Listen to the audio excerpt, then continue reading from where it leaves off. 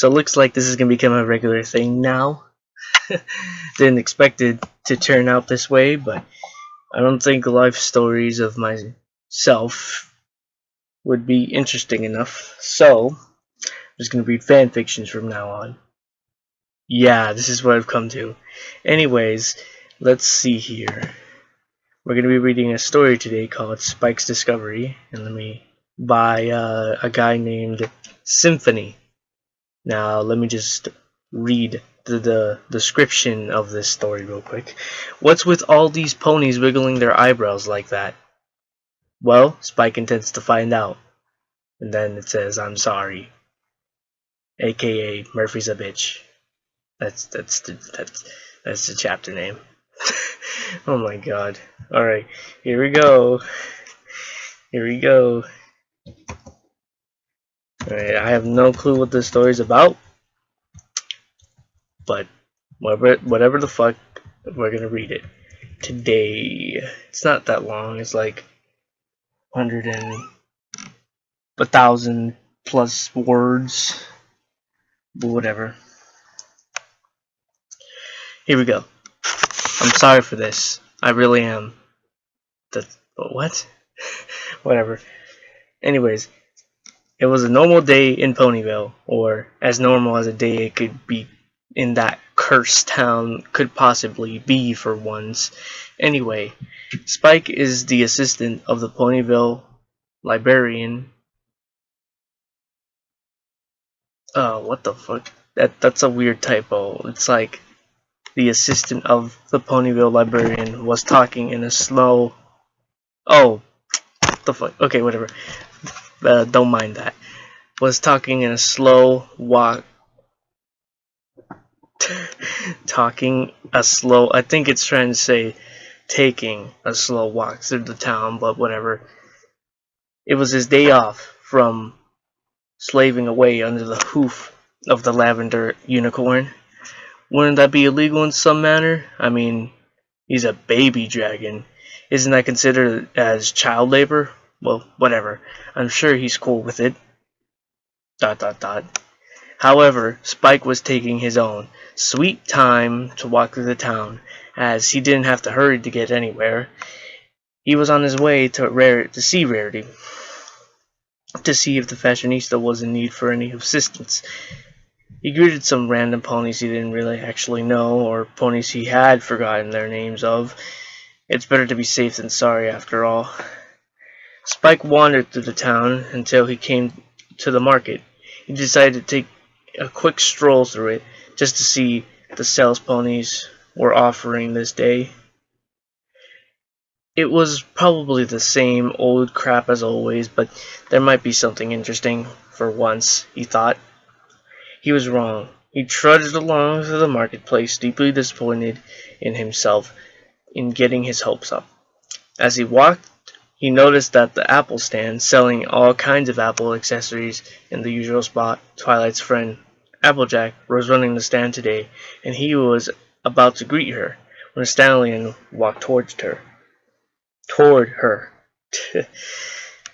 He thought that it would be rude to impose when she was already talking to some pony, so he waited for a while, and waited, and waited. Finally, AJ's eyebrows started to wiggle in a strange manner. He hadn't seen any pony do that before. That strange thing was that the stallion copied her and retreated to walk behind a nearby building. That was strange, the Drake thought. Oh well, maybe she just wanted to show him something. Spike shrugged and continued his walk. Instead of walking directly to Corcel Boutique, whatever, Spike took a walk around the outskirts of the town. There were some young ponies running around and playing. Spike wanted to join them, but he was a dragon on a mission. If only he remembered what that mission was.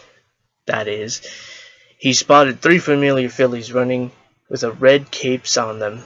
Spike shivered as he thought of what kind of hell those 3 spawns from Tartarus were bringing up to this town this time.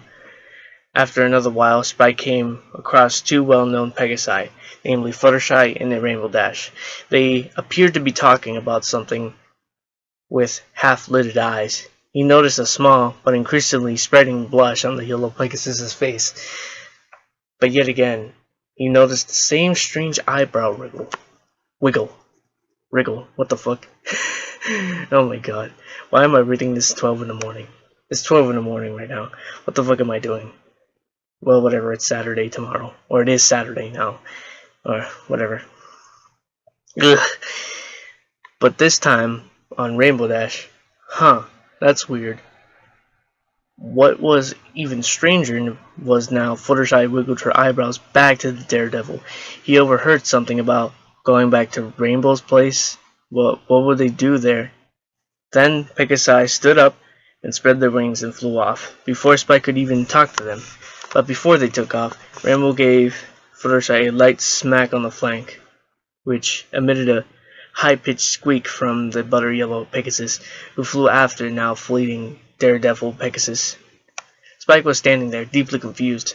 What's with their eyebrows? They move them a little, then ponies want to follow the one who did it, he thought, and scratched a claw to his chin, thinking about what was happening. First Applejack, now Rainbow Dash, and Fluttershy? That's pretty weird. He decided that more research was needed in order for him to understand this strange phenomenon, so he ventured back into town, intending to find out what was happening. But who understands strange things more than any pony? Pinkie Pie, of course. Alright, transition. Spike sat on the steps of the outside Sugar Cube corner, grumbling something incoherent.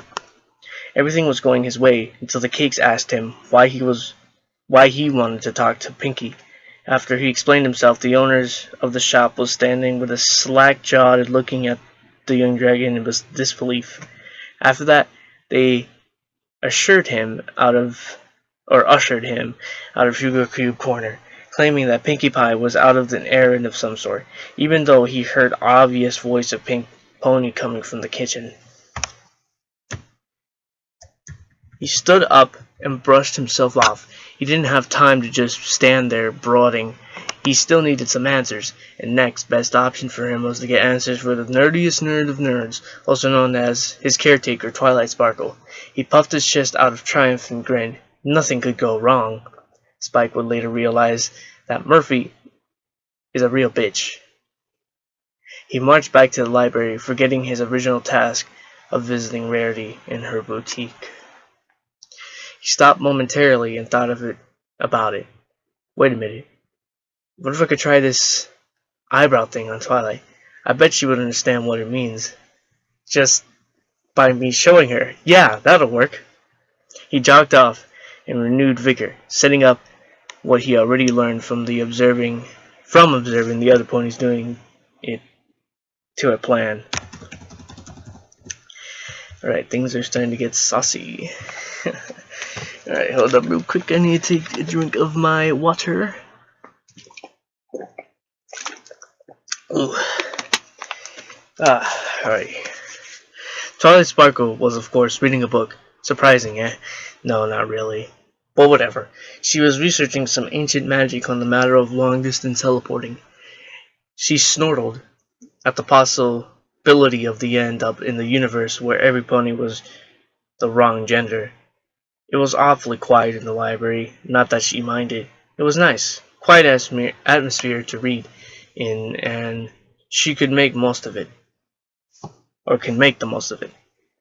She flipped a page with her magic, and scribbling down a quick note on a piece of parchment on the desk beside her with practiced ease. She rubbed her left hoof to her eyes. In a swift motion, the relief of her stinging eyes for... Oh, God. Ugh. Jesus Christ. Eyes for a moment. She heard the door open and the sound of claws on the hardwood floor. She lifted her head from the pile of books scattered around her and focused on the Drake, who was walking in a strange manner towards her with his eyes half-lidded. He arched his eyebrow as Spike spoke up. Hey, Twi. Want to go upstairs? Oh my god. I'm not in an emotional state to experience this right now. It's 12 in the fucking morning. Jesus Christ. Well, whatever the case. He then continued to wiggle his eyebrows as Applejack, Rainbow, and Fluttershy had done. It was hard at first, but he got the hang of it after a while. Twilight was just sitting there with her mouth wide open in shock from hearing and seeing something so suggestive from a young dragon. Spike frowned, remembered what Dash did. He almost didn't do it at first, but with a bit of his lip, or he bit his lip and closed his eyes while raising his right claw in a slow fashion, only to let a smackdown on the lavender unicorn's flank. Twilight's mind went blank as instinctively she turned around with her hind legs toward him, reared forward, and bucked. Pervert!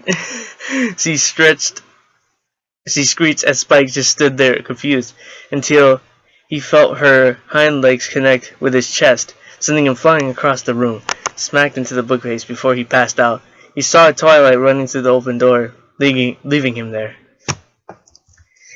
Oh boy. Dear Princess Celestia, this is Spike writing to you about a recent discovery of mine. I learned that eyebrow wriggling is stupid, and all you can get from it is pain in the end. I mean, who the buck would come up with something like that?